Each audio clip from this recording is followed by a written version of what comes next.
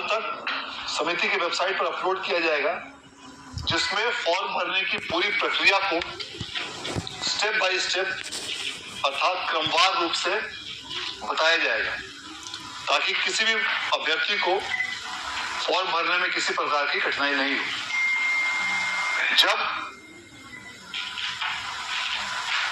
नियोजित शिक्षक इस फॉर्म को भरने के लिए ऑनलाइन आवेदन करेंगे तो उन्हें सबसे पहले टाइप ऑफ टीचर इसको टिक करना पड़ेगा, जिसमें कि कुल मिलाकर 7 अलग अलग श्रेणी है। 1 से 5, 6 से 8, 9, 10, 11, 12,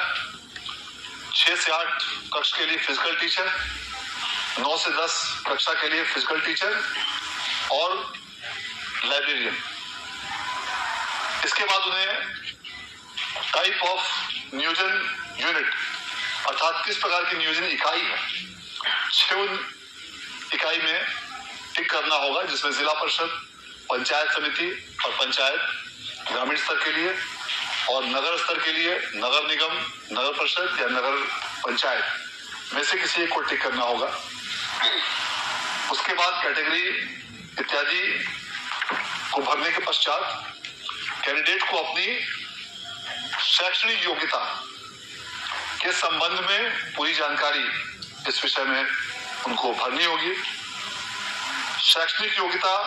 के पश्चात जो ट्रेनिंग क्वालिफिकेशन है, जिस मामलों में लागू होगा, डीएलएड अथवा इक्विवेलेंट, बीएड अथवा इक्विवेलेंट या कोई अन्य, उस ट्रेनिंग क्वालिफिकेशन को भी उनके द्वारा भरा जाना होगा। और पूर्व में जिस किसी भी प्रकार की टीचर्स एलिजिबिलिटी टेस्ट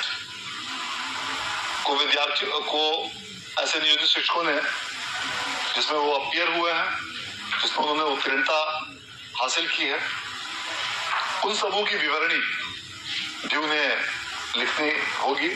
और उसका जो भी परिणाम रहा हो, क्वालिफाइड रहे हैं या नॉट क्वालिफाइड रहे हैं, उसकी भी विवरणी उनको देना अनिवार्य होगा। इसके बाद उनको सब्जेक्ट, अपना विषय, उसको भरने की आवश्यकता होगी और तत्पश्चात उनकी पोस्टिंग के लिए 3 जिलों का विकल्प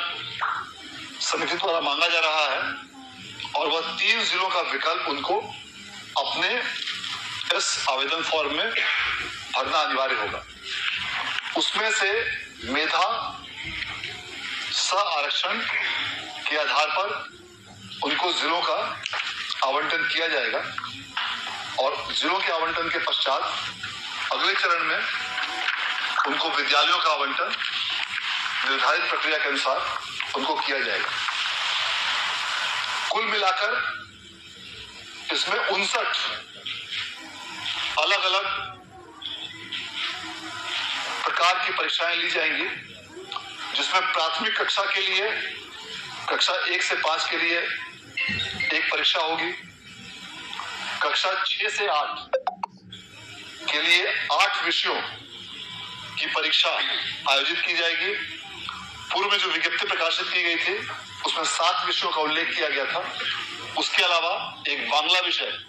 भी इसमें जोड़ा जा रहा है, जिसके संबंध में कल अखबारों में विज्ञप्ति प्रकाशित कर दी जाएगी। माध्यमिक विद्यालय कक्षा 9 से 10 के लिए कुल 19 विषय निर्धारित किए गए हैं। इनमें पूर्व से जो 17 विषय अखबारों में विज्ञप्ति में प्रकाशित किया गया था, उन 17 विषयों के अलावा 2 अन्य विषय अर्थशास्त्र और गृह विज्ञान को भी आज जोड़ा जा रहा है और इसके संबंध में भी कल तक अखबारों में विज्ञप्ति प्रकाशित की जाएगी। और इसके अलावा 11वीं और 12वीं के लिए 31 अर्थात कुल 59 विषयों में अलग अलग परीक्षा लिए जाने के संबंध में कार्रवाई की जा रही है। जैसा कि पूर्व में ही सूचित किया जा चुका है, यह परीक्षा ऑनलाइन रूप से आयोजित की जाएगी अर्थात कंप्यूटर बेस्ड टेस्ट होगा और इसकी अवधि 2.5 घंटे की होगी। इसीलिए ऐसे सभी शिक्षक अभ्यर्थी से अनुरोध किया गया है कि वे इस प्रकार की ऑनलाइन परीक्षा हेतु अभी से ही प्रैक्टिस प्रारंभ कर दें और इसके लिए उन्हें कई अलग अलग संस्थानों का विकल्प भी दिया गया है, जिसमें पीटीसी प्राथमिक शिक्षक प्रशिक्षण संस्थान, डाइट या ऐसे कई विद्यालय हैं जहां पर आईसीटी लैब की स्थापना की गई है। इनमें से कहीं पर भी वो जाकर निर्धारित अवधि जो शिक्षा विभाग द्वारा निर्धारित की गई है उसमें वे कंप्यूटर का प्रशिक्षण ले सकते हैं, ताकि उनको ऑनलाइन परीक्षा देने में किसी प्रकार की कठिनाई नहीं हो। इसके अलावा यह प्रावधान किया गया है फॉर्म भरते समय कि जो भी विवरणी जो भी हम लोगों ने बताया, यह जब शिक्षक अभ्यर्थी भरेंगे तो विवरणी भरने के पश्चात उन्हें रिव्यू का बटन दिया जाएगा, ताकि वो फॉर्म सबमिट करने के पहले अपने आवेदन पत्र को अच्छी तरह से एक एक फील्ड को देख लें। डेट ऑफ बर्थ, नाम, पिता का नाम, माता का नाम, नियोजन इकाई, कैटेगरी,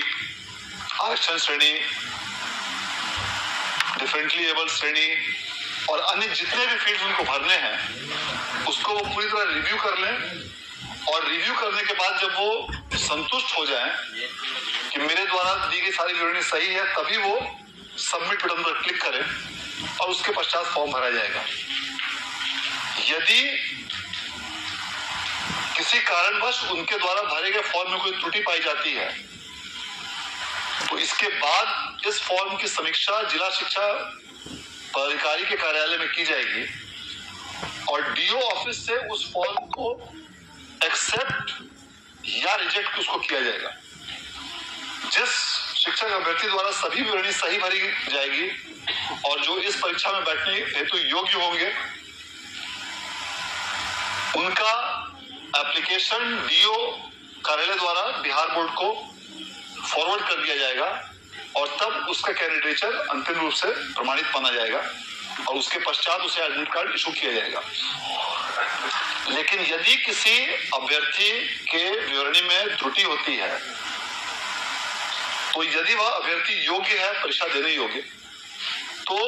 त्रुटि के साथ उसके लॉगिन में वापस डीओ ऑफिस से वह फॉर्म भेज दिया जाएगा और तब उसको मौका दिया जाएगा एडिट ऑप्शन का कि जो भी उसने त्रुटि की है उस शिक्षक अभ्यर्थी ने अभिलेख के अनुसार उसको वो सुधार करके दोबारा फॉर्म भर सके। और इस प्रक्रिया में यदि किसी प्रकार की कठिनाई हो या कोई उसका रिकॉर्ड सरकारी अभिलेख में परिलक्षित ठीक से नहीं हो रहा हो या कोई अन्य समस्या हो तो वे जिला शिक्षा पदाधिकारी के कार्यालय में संपर्क कर सकते हैं उस समस्या के समाधान के लिए। और पुनः जब वो उस फील्ड को करेक्शंस करके दोबारा फॉर्म भेजेंगे तो पुनः डीओ ऑफिस द्वारा उसकी समीक्षा करके उसको एक्सेप्ट या रिजेक्ट किया जाएगा। और यह एडिट ऑप्शंस उन कैंडिडेट्स को ही दिया जाएगा जो परीक्षा में बैठने की सक्षमता रखते हो। जो बिल्कुल ही किसी कारण से इस परीक्षा में बैठने की जिनकी सक्षमता नहीं है, वैसे फॉर्म्स को डीओ द्वारा सीधे तौर पर स्ट्रेट अवे रिजेक्ट कर दिया जाएगा। परीक्षा समाप्त होने के पश्चात 4 दिनों के अंदर एडमिट कार्ड को संबंधित शिक्षक अभ्यर्थी द्वारा, जिस पर कि अभ्यर्थी का, वीक्षक का इत्यादि का हस्ताक्षर होगा, उसको 4 दिनों के अंदर जाकर डीओ कार्यालय में पुनः समर्पित करना अनिवार्य होगा। और इसके पहले जब एडमिट कार्ड शिक्षक अभ्यर्थी को बिहार विद्यालय परीक्षा समिति द्वारा निर्गत किया जाएगा, उस समय एडमिट कार्ड को डाउनलोड करने के उपरांत उस पर जिला शिक्षा पदाधिकारी के कार्यालय में जाकर वहां संबंधित डीपीओ का हस्ताक्षर उस एडमिट कार्ड पर प्राप्त करना होगा और उसके उपरांत ही वह प्रवेश पत्र मान्य होगा परीक्षा में सम्मिलित होने के लिए। इस पर ध्यान देना काफी आवश्यक है कि एडमिट कार्ड मात्र प्राप्त होने से परीक्षा में भाग लेने की सक्षमता नहीं उसकी होगी। एडमिट कार्ड प्राप्त होने के उपरांत डीईओ ऑफिस में उसकी हार्ड कॉपी ले जाकर शिक्षक अभ्यर्थी को और उस पर डीपीओ स्थापना या जो भी प्राधिकृत प्राधिकारी होंगे डीईओ ऑफिस में उनका हस्ताक्षर प्राप्त करने के उपरांत ही वह परीक्षा में बैठ पाएंगे। और अंत में जैसा कि अभी बताया गया, परीक्षा समाप्त होने के 4 दिनों के उपरांत उस एडमिट कार्ड को, साइंड एडमिट कार्ड जिस पर शिक्षक इत्यादि का हस्ताक्षर, उसको पुनः डीईओ ऑफिस में समर्पित करना अनिवार्य होगा। तो ये सारी प्रक्रियाएं, चूंकि इस प्रकार की सक्षमता परीक्षा नियोजित शिक्षकों के लिए पहली बार आयोजित की जा रही है, इसलिए एक एक इसके स्टेप पर ध्यान देना आवश्यक है। सभी शिक्षक अभ्यर्थियों से अनुरोध है कि पूरी प्रक्रिया को, जो गाइडलाइंस दिए गए हैं उसको अच्छे से पढ़ें, समझें। जो ट्यूटोरियल्स भी बिहार बोर्ड द्वारा कल तक अपलोड किया जाएगा उसके भी सभी स्टेप्स को अच्छे से देखने के उपरांत ही आप इस परीक्षा में भाग लें। मैं आप सभी ऐसे शिक्षक अभ्यर्थियों के उन्नत भविष्य की कामना करता हूं और ये उम्मीद करता हूं कि इस परीक्षा में आपको सफलता हासिल होगी। धन्यवाद।